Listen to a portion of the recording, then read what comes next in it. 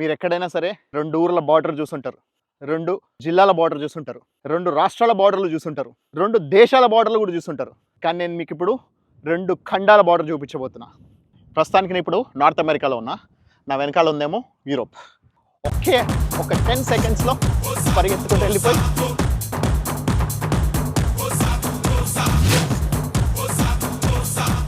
యూరోప్‌కి వచ్చేసాం. నాలుక తడబడుతుంది. చేతులైతే ఉడికిపోతున్నాయి విపరీతంగా. అరౌండ్ 4-5 డిగ్రీస్ టెంపరేచర్ ఉంది. ఫొటోస్ తీస్తున్నంతసేపు అర్థం కాలే కానీ చేతులైతే అసలు ఇప్పుడు పని చేయట్లేదు. మొత్తం గడ్డగట్టుకుపోయినాయి. విపరీతమైన చలి ఉంది.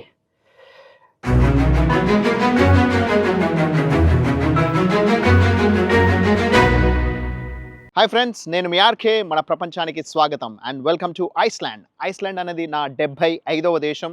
ఈ సంవత్సరం 62వ దేశం. సో ఐస్లాండ్లోని క్యాపిటల్ సిటీ అయిన రేకవిక్ వచ్చాను. సో రేకవిక్లో ఈరోజు మనం చూసుకోబోతున్నాము. ప్లస్ మా చిన్నమ్మ, మా చెల్లెలు వాళ్ళు ఇండియా నుంచి ఐస్లాండ్కి వస్తున్నారు. ఈరోజు రాత్రి మా చిన్నమ్మది బర్త్డే సెలబ్రేట్ చేసుకోబోతున్నాము.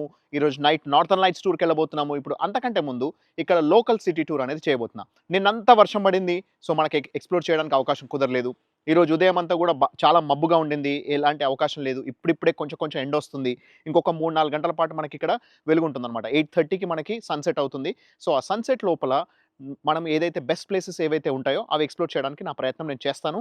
సో ఇక్కడ ఒక మంచి ఇంపార్టెంట్ లొకేషన్ ఒకటి ఉంది, అక్కడికి వెళ్ళి చూపిస్తాను. దాని ఇంపార్టెన్స్ అనేది మీరు అక్కడ చూసిన తర్వాత తెలుస్తుంది. It's a very unique place. ప్రపంచంలోనే అత్యంత యూనిక్ ప్లేస్ అనమాట అది. ఆ ప్లేస్ని నేను మీకు చూపించబోతున్నాను. ఫ్రెండ్స్, నా వెనకాల చూస్తున్నారా మబ్బులు ఎలా ఉన్నాయో? భూమి ఆకాశాన్ని కలుపుతున్నాయా అనిపించేలా లేవు. సో అంత దగ్గరకు ఉన్నాయి. అసలు ఇక్కడ ఆకాశం, ఇక్కడ వాతావరణం బ్యూటిఫుల్గా ఉంటుంది.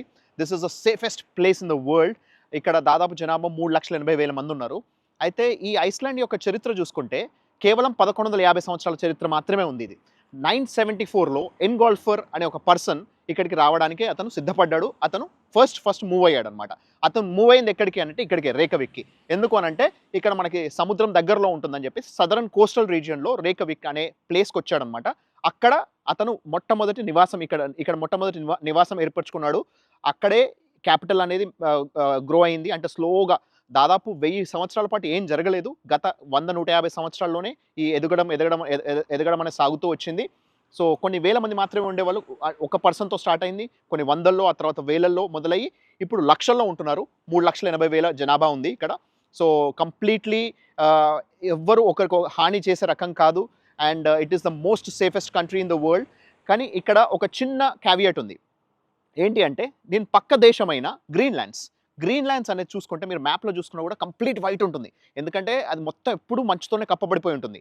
సో గ్రీన్లాండ్స్లో అలా ఉంటే ఇదేమో ఐస్లాండ్, పేరేమో Iceland, but this is more greener than Greenland's.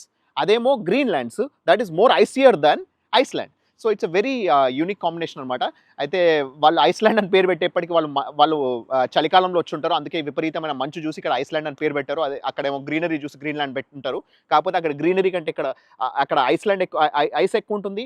ఇక్కడ ఐస్లాండ్ కంటే ఐస్ కంటే ఎక్కువ గ్రీనరీ ఉంటుందన్నమాట.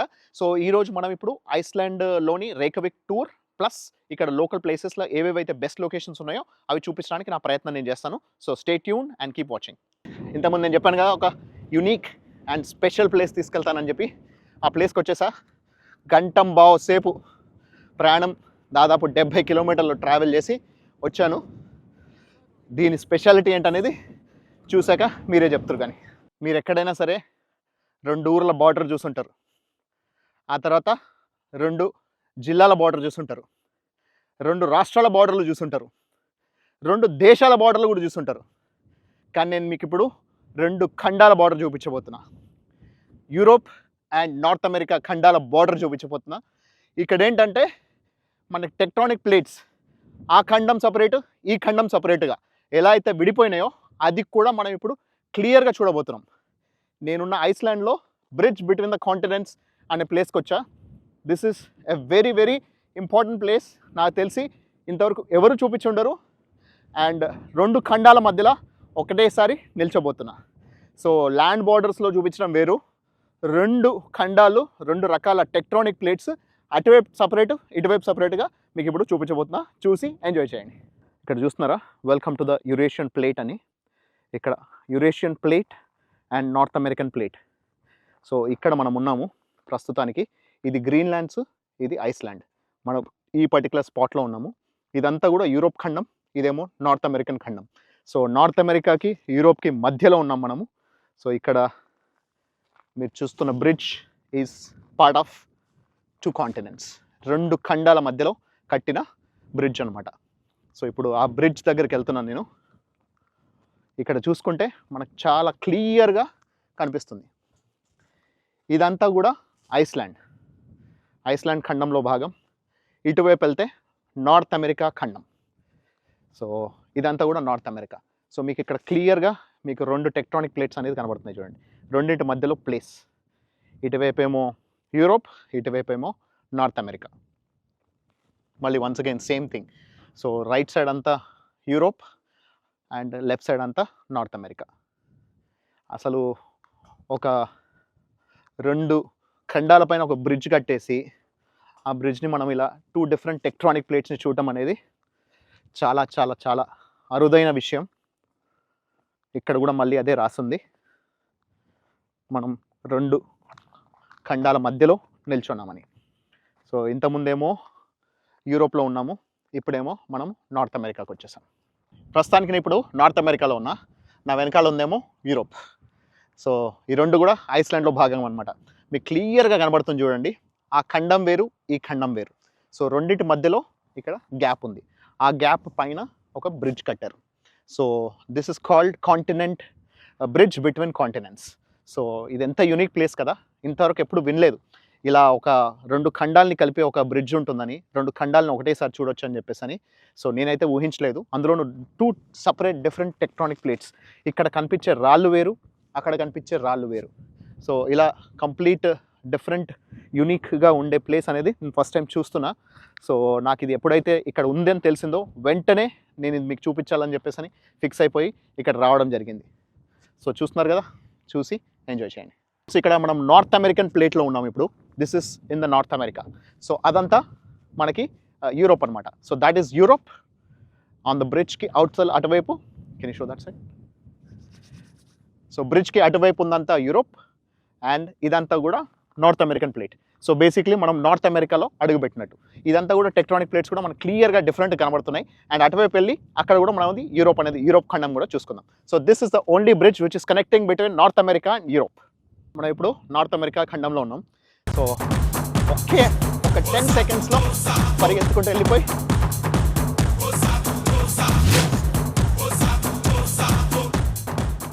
యూరోప్కి వచ్చేసాం. యూరోపియన్ ఖండంలో అడుగు పెట్టేసాం. బ్యూటిఫుల్ కదా. We are in the welcome to the Eurasian plate. So ఒకవైపు నార్త్ అమెరికా, మరోవైపు యూరోప్. సో 10 సెకండ్లలో నేను ఖండాన్ని దాటేసా. సో ఇదే ఈ బ్రిడ్జ్ యొక్క స్పెషాలిటీ. ప్రపంచంలో ఇది one of the most unique place. ఇలాంటి యూనిక్ ప్లేస్ మీకు చూపించడం కోసం 1.5 గంట కార్ డ్రైవ్ చేసుకుంటూ వచ్చా. అండ్ మీరు చూసి ఎంజాయ్ చేశారని కోరుకుంటున్నా. ఇక్కడ మంచి డ్రోన్ షాట్స్ తీయడానికి ట్రై చేస్తాను. ఆ డ్రోన్ షాట్స్లో మీకు ఇక్కడ లొకేషన్ ఎలా ఉందనేది మీకు క్లియర్గా అనిపిస్తుంది. I'm enjoying it.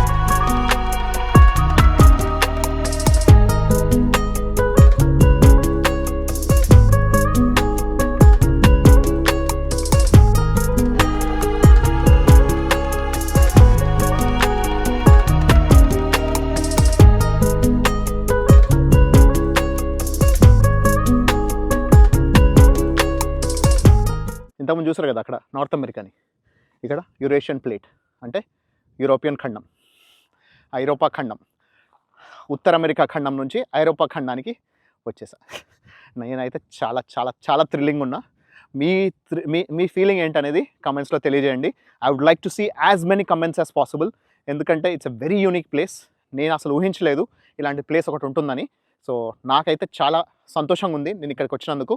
మీకు ఎలా అనిపిస్తుంది అనేది కమెంట్స్లో తెలియజేయండి. చాలా యూనిక్గా ఉందా లేదా? ఇదంతా కూడా యూరోప్, అండ్ అటువైపు చూసుకుంటే నార్త్ అమెరికా. ఇటువైపు ఐరోపా ఖండం, అటువైపు ఏమో మనకి ఉత్తర అమెరికా ఖండం. సో మనకి క్లియర్గా మనకి ఈ బ్రిడ్జ్ ఒకటి సపరేట్గా చేస్తోంది. ఇక్కడ మనం చూసుకోవచ్చు ఈ పర్టికులర్ రాళ్ళన్నీ డిఫరెంట్గా ఉన్నాయి, అక్కడ ఉండే రాళ్ళన్నీ డిఫరెంట్గా ఉన్నాయి. ఈ రెండింటి రాడ్ మధ్యలో మనకు కేవలం ఇక్కడ ఇసుక మాత్రమే ఉంది. ఇదంతా కూడా ఒక వాల్కానిక్ యాష్ క్లియర్ కనబడుతుంది చూడండి. వాల్కానిక్ యాష్ అనేది ఇదేం నార్మల్ ఇసుక కాదు. సో టెక్ట్రానిక్ ప్లేట్స్ని డిఫరెన్షియేట్ చేసే వాల్కానిక్ ఇసుక ఇది. ఇక్కడున్న బ్రిడ్జ్ రెండు ఖండాలని కలుపుతుంది. సరే, నేను ఆ రెండు ఖండాల మధ్యలోనే నిల్చున్నా చూడండి. ఆ బ్రిడ్జ్ అక్కడ ఉంది, నేను దాని మధ్యలో ఉన్నా. సో నాకు ఎడం వైపులో ఉత్తర అమెరికా, కుడి వైపులో ఐరోపా.